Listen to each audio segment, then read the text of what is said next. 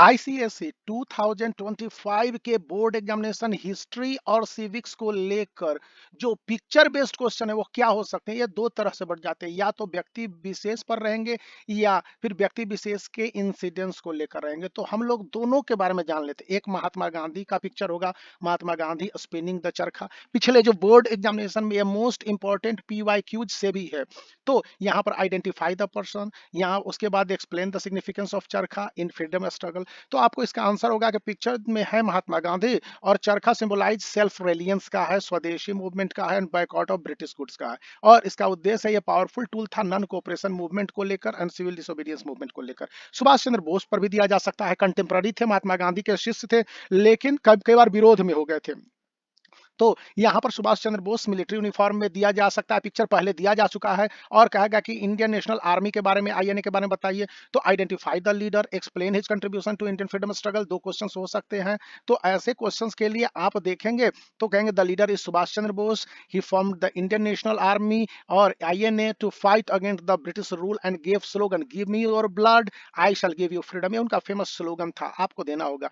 Jallianwala Bagh massacre पर भी question आ चुका है पहले, और यह एक मेमोरियल है जलियांवाला बाग इन अमृतसर, जहां पर बुलेट मार्क्स हैं ऑन द वॉल। अब यहां पर आएगा identify the event, explain its impact on Indian freedom struggle, और ये कहां पर है, क्या है, बाकी वगैरह। तो ये पिक्चर आपको जलियांवाला बाग मैसेकर 1919 का है, जहां पर जनरल डायर ने ऑर्डर किया था firing on a peaceful crowd. और यह event led to a widespread anger and strengthen, मजबूत किया था द रिजॉल्व फॉर इंडिपेंडेंस। बहुत सारे लोगों ने अपने जो टाइटल है उसको गिव अप कर दिए थे। बाल गंगाधर तिलक, व्यक्ति विशेष पर आपको बता रहा हूं कि यहाँ पर पिक्चर दे दिया जाएगा, एक न्यूज़पेपर होल्ड किए हुए हैं या फिर डिस्कशन कर रहे हैं। अब यहाँ पर रहेगा कि identify the leader, explain his role in Indian freedom struggle, यही दो चीज आ सकते हैं। तो बाल गंगाधर तिलक को लेकर है कि बाल Gangadhar, the leader is Bal Gangadhar Tilak, he was a prominent assertive nationalist. याद कीजिएगा, वो एक असर्टिव नेशनलिस्ट थे, एग्रेसिव थे, काफी रेवोल्यूशनरी थे, who popularised the slogan Swaraj is my birth right and I shall have it and founded newspaper like Kesari and Maratha. उन्होंने गणपति उत्सव को एक महीने का मनाया था, मनवाया ना शुरू किया था। और उन्होंने ही कबड्डी खेलने के लिए लाठी चार्ज और अखाड़े के कंपटीशन को रखा था महाराष्ट्र में। दांडी मार्च बड़ा इंपॉर्टेंट है, पिक्चर डिस्क्रिप्शन होगा, महात्मा गांधी और leading group of people during the Dandi march. देखिए इसी पर एक क्वेश्चन है, दांडी महात्मा गांधी एंड दांडी मार्च, यहाँ पर मोस्ट प्रेडिक्टेबल क्वेश्चन में दिया गया है। और पीपल मार्च कर रहे हैं holding a stick wearing a simple dhoti. तो क्वेश्चन होगा identify the event, explain the role of civil disobedience movement. तो आप कहेंगे this is Dandi march 1930, Gandhi ji march 200 miles to Dandi to protest salt law imposed by the British. It marked the beginning of the civil disobedience movement, symbolizing the defiance of unjust law.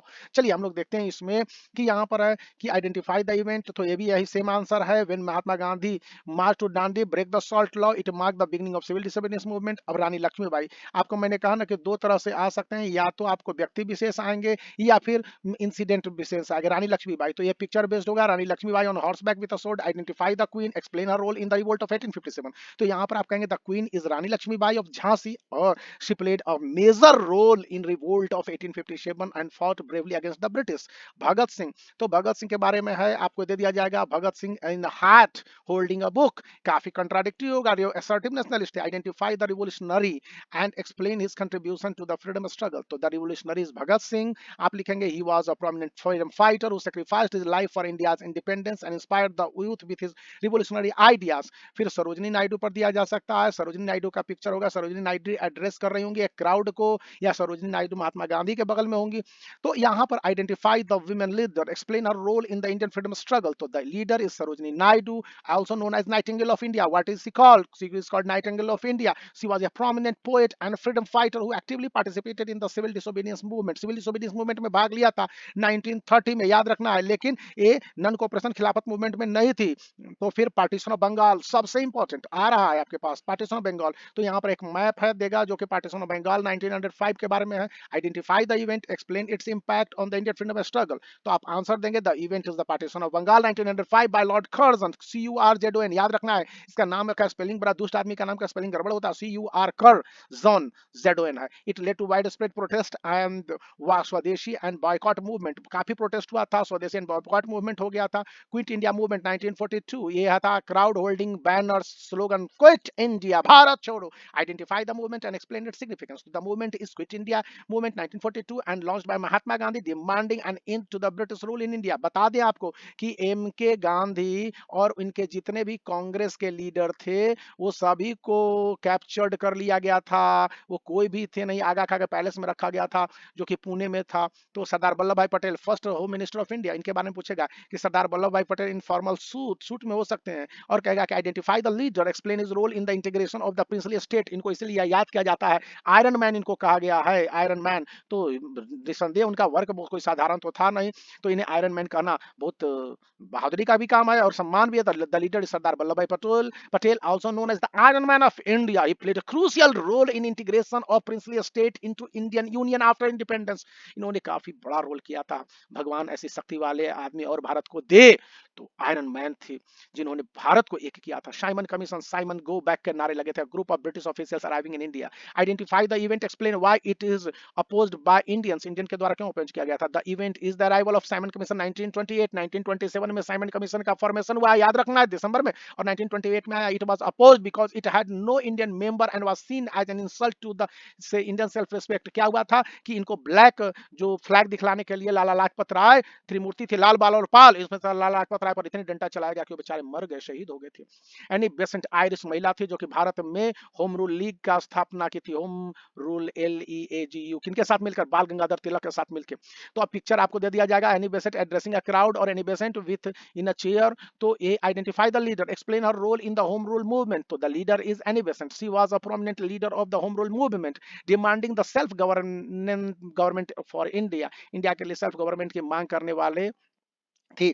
14 है INA Indian national army, Indian and INA soldiers marching with Indian flag, the then Indian flag, not the tiranga, you can say tricolor. Identify the group and explain their roles in the freedom struggle. The group is Indian National Army led by Subhash Chandra Bose. It fought against the British during Second World War. World War Second आप लिखेंगे लोकमान्य बाल गंगाधर तिलक।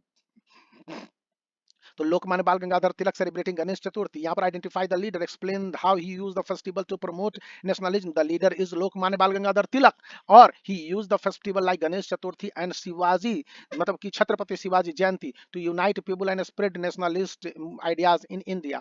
फिर 16 है Gandhi Irwin pact after civil disobedience movement, जो कि 1931 में हुआ था। ये सिविल डिसोबीडियंस मूवमेंट को रोकने की एक चाल भी थी, आप इसको कह सकते हैं।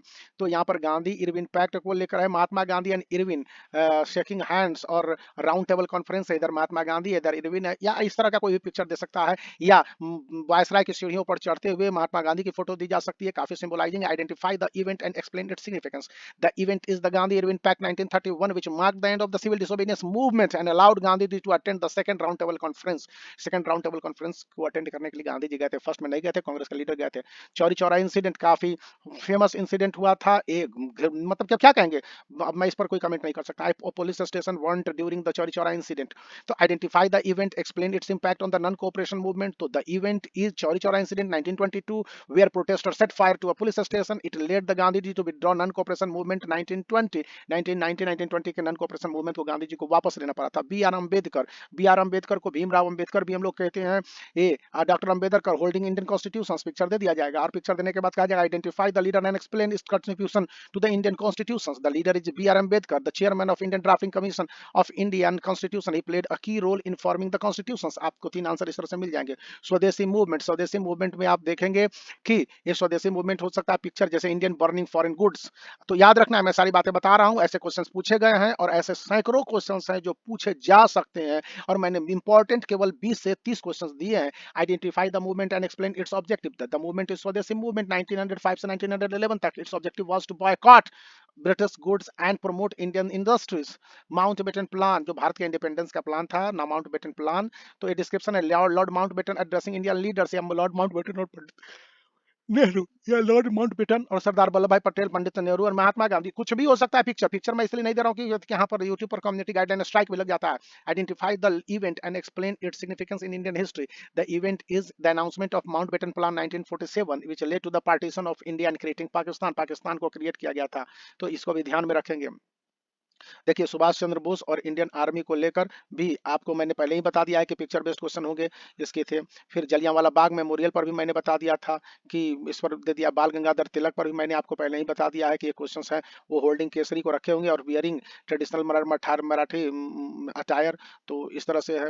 जलियांवाला बाग पर याद रखना, 1991 में मैसेकर हुआ था। General Dyer brutal firing on an unarmed civilian in Amritsar ignited national wide outreach.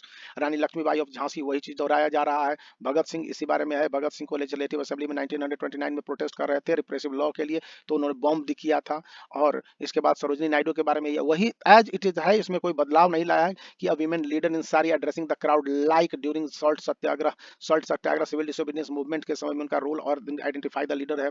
Partition of Bengal भी होगा, जो कि यहाँ पर east Bengal and west Bengal में बटा था, तो आपके लिए पूछा जाएगा। Partition of Bengal aimed to weaken nationalism by dividing Indian Hindus and Muslims, it backfired. ये उल्टा पड़ गया था।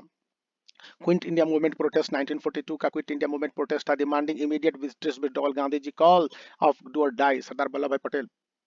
ये आपके इंपॉर्टेंट क्वेश्चंस रहे हैं, तो आप इनको देखेंगे। पटेल के बारे में एक फॉर्मल लॉ सूट में कहते हैं आयरन मैन इंडिया। उन्होंने 600 500 से ज्यादा, 500 से 600, 560 से 580 तक प्रिंसली स्टेट को इंडियन यूनियन में मिलवाया था, ensuring national unity. Simon commission protest भी है। देखिए, जो जो मैंने अभी पिछले वाले पेज पे पढ़ाया था, यहाँ पर दे दिया गया है एक बार रिवीजन के लिए। साइमन गो बैक फ्लैग है। साइमन का क्यों अपोजिशन हो रहा है? Simon commission 1928 had no Indian members, Indian saw it as denial of their right to self govern. Annie Besant के बारे में है। इंडियन नेशनल सोल्जर के बारे में है। गांधी इरविन पैक्ट के बारे में है। वही सारे चीज दिए गए हैं। चौरी चौरा इंसिडेंट है। बी आर अम्बेडकर है। फिर स्वदेशी मूवमेंट है। फिर लोकमान्य तिलक शिवाजी फेस्टिवल है।